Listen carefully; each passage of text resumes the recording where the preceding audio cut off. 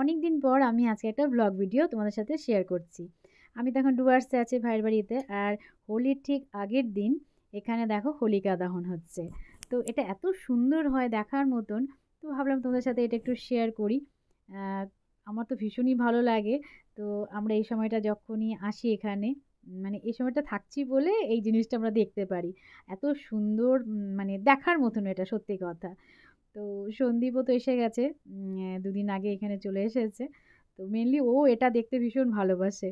ওদিকে সন্দীপ দেখো দিয়াকে হোয়াটসঅ্যাপ কলে দেখাচ্ছে। দিয়া তো এখন লন্ডনে রয়েছে। তো বলছে মানে দিয়াকে এটা দেখাচ্ছে, গতবার তো দিয়া এখানে ছিল। তো সেটাই বলছে যে খুব মিস করছি মা। তো দেখো এত সুন্দর হয় না এই প্রোগ্রামটা, সত্যি দেখার মতন। তো যাই হোক, ভাবলাম তোমার সাথে এটা একটু শেয়ার করি, অন্যরকম একটা, উম, কি বলবো, অন্যরকম একটা ব্যাপার আর কি, তাই না বলো? এগুলো ছোট ছোট উম, ভালো লাগার মুহূর্ত আর কি, আর কিছুই না। তো এটাই তোমার সাথে শেয়ার করলাম। আর নেক্সট ডে আজকে হ্যাপি হোলি জানাচ্ছি তোমাদের সকলকে। তো সকালটা দেখো কত সুন্দর, এত ভালো ওয়েদার। দেখো ফুরফুরে একটা হালকা হাওয়া দিচ্ছে, একটা শীতশীতে ভাব। আর আমাদের এখানে দেখো কত কুমড়ো গাছ হয়েছে, ডালপালা কত গজিয়েছে। আমি দুদিন অলরেডি খেয়ে নিয়েছি এই ডাল কেটে কেটে, জানো তো, চচ্চড়ি করে। ফুল গাছটা দেখো ঢেকে গেছে এই কুমড়ো গাছটার জন্য। এত সুন্দর লাগে না ওয়েদার, তো মানে কি বলবো, কিছু বলারই নেই এখানকার ওয়েদার সম্বন্ধে। তো আজকে হোলি বলে মানে স্পেশাল দিন, বুঝতেই পারছো।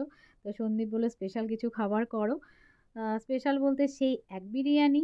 সন্দীপ কলকাতা থেকে জানো তো চালও নিয়ে এসেছে, এই দেখো বাসমতি চাল। এখানে চালটা না ঠিক ভালো পাওয়া যায় না, মানে এই ধরনের চাল আর কি।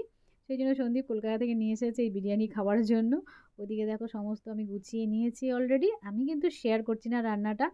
আর এই দেখো মশলাটাও কিন্তু আমি কলকাতা থেকেই করে নিয়ে এসেছিলাম, বিরিয়ানির মশলাটা, যাতে রেডিমেড থাকলে সুবিধে হয়, ঝট মানে চট জলদি রান্নাগুলো করা যায়।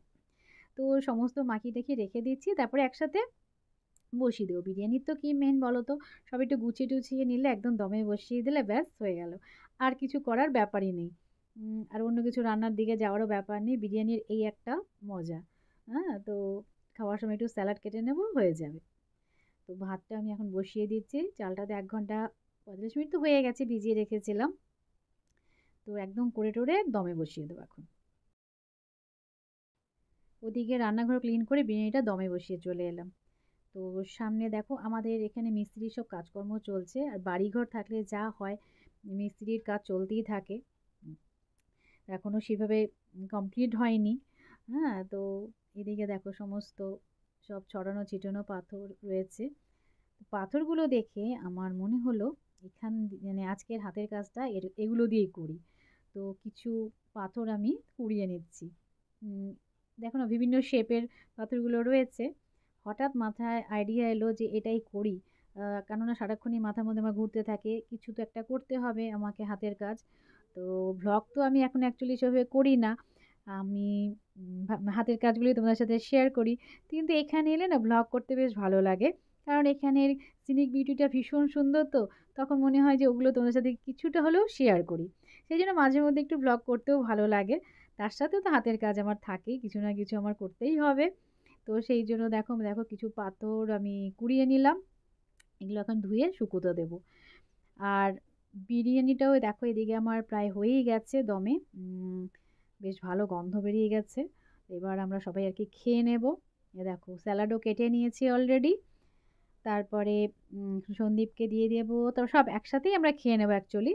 তো বিরিয়ানিটা কিন্তু দারুণ হয়েছে খেতে, আমি একটু টেস্ট করলাম। অদ্ভুত টেস্ট হয়েছে, বিশ্বাস করো। আজকে মাটন বিরিয়ানি করেছি। হ্যাঁ, অন্য অন্য সময় চিকেন বিরিয়ানি করি, তো ভাবলাম না আজকে একটু মাটন বিরিয়ানি করি। স্যালাড আর মাটন বিরিয়ানি আজকের হোলি স্পেশাল খাবার। দারুণ দারুণ, মানে কি বলবো। তো এখন খাওয়া দাওয়া করে নিই আমরা সবাই, তারপরে হাতের কাজ আবার করবো আর কি। তো দেখো খাওয়া দাওয়া কমপ্লিট করে এবার আমি বসে গেলাম আমার কাজ নিয়ে। তো ভাবছি কি করা যায়, কি করা যায়। তো আজকে পুরোটা মানে করে উঠতে পারবো না, যতটুকু করছি ততটাই তোমাদের সাথে শেয়ার করছি। তো প্রথমে আমি একটু কালার করে নিচ্ছি এই পাথরগুলোকে। আর তো দেখো কি করা যায়, দেখো আর কি। তারপরে যখন ফাইনাল কিছু করব সেদিন নেক্সট ভিডিওতে তোমাদের সাথে শেয়ার করব।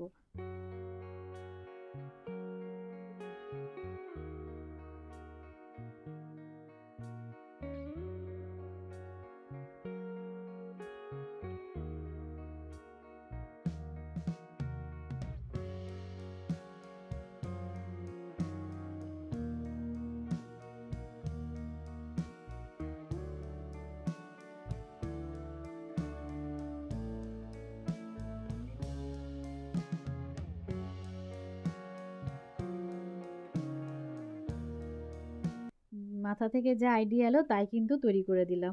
দেখতে কিন্তু বেশ ভালো লাগছে। তো এখন পুরো কাজটা কমপ্লিট করতে পারবো না। উম এটা নেক্সট দিন আমি তোমাদের সাথে আবার শেয়ার করব। কিভাবে কি করা যায় এটা তো জাস্ট একটা আমি এরকম করে রাখলাম। তারপরে এগুলোকে তো একটুখানি বসাতে হবে কোথাও না কোথাও, সেটা পরের দিন করব। এগুলোও রেখে দিচ্ছি এই পাথরগুলো। ওগুলো নেক্সট ডে আবার তোমাদের সাথে শেয়ার করব। দেখো কত কিউট হয়েছে না দেখতে? কি ছিল আর দেখো কি সুন্দর হয়ে গেল। তো ওই কাজটা কমপ্লিট করে দিলাম। করে আমরা একটুখানি মাঠে এসেছি, এবার হাঁটবো। এবারে দেখো কালকে এখানে যে হোলিকা দহন হয়েছিল, দেখো আজকে পুরো মাঠ ক্লিন করে দিয়েছে। এটাই হচ্ছে এত ভালো লাগলো আমার দেখে, মানে বিশ্বাস করবে না।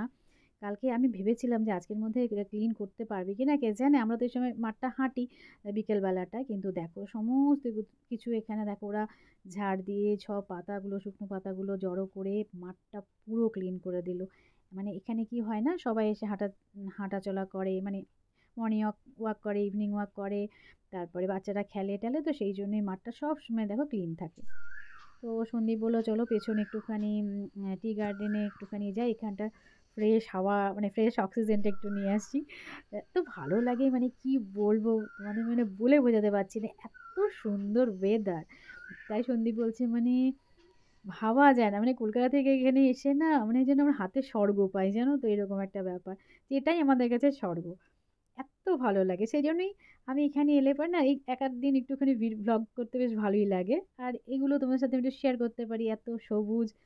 তাই সন্দীপ বলছে চলো ওদিকটা একটু হেঁটে আসে, আমি বলছি যে হ্যাঁ দাঁড়াও একটুখানি ভিডিও করে নিই, তারপরে একটু হাঁটতে যাবো ওদিকটায়। দেখো পাতাগুলো এখন নতুন নতুন সব গ্রো করছে, তো আবার কিছুদিন পরে এই পাতা তোলার কাজে সবাই চলে আসবে, যারা পাতা তোলার কাজ করে আর কি। পাতাগুলো দেখো সব গ্রো করছে আস্তে আস্তে। এত ভালো লাগছে দেখো, পুরো মনে হচ্ছে না সবুজের গালিচা, মানে বিছানায় শুয়ে পড়ি এরকম একটা লাগছে। আর ওয়েদার তো মানে কি বলবো, রাতে তো আমরা দুটো করে কম্বল গায়ে দিয়ে শুই জানো তো, মানে কলকাতাতে এটা ভাবাই যায় না, তাই না বলো? আর কি বলবো, অসম্ভব ভালো একটা ওয়েদার, ছুটি কাটানোর একটা আদর্শ জায়গা আর কি, জানো তো। তো আমার তো কি বলবো ভীষণই ভালো লাগে এখানে, আর কোথাও যেতেই মন চায় না এখানে এলে। আর মানে চা পাতার এত স্মেল আসছে না, এত ভালো লাগে। দেখো পুরো গ্রিন, চারিদিকটা পুরো গ্রিন, চোখটা যেন জুড়িয়ে যায়, আর কিছুই না। তো আজকে এইটুকুই তোমাদের সাথে শেয়ার করলাম। এখন আমি আর সন্দীপ একদম অনেকটা দূরে হেঁটে যাব আর কি, ওদিকটা পাহাড়টা দেখা যায় জানো তো। এই মেঘ থাকলে না পাহাড়টা পুরো দেখাতে পারি না তোমাদের, সবসময় না মেঘে ঢাকা থাকে, সোজা গেলে পুরো পাহাড়টা দেখা যায়, খুব ভালো লাগে। তো আজকে এটুকুই, এবার আমরা একটু হাঁটতে হাঁটতে ওদিকে যাবো। আজকের মতন টাটা, আবার দেখা হবে নেক্সট ব্লগে।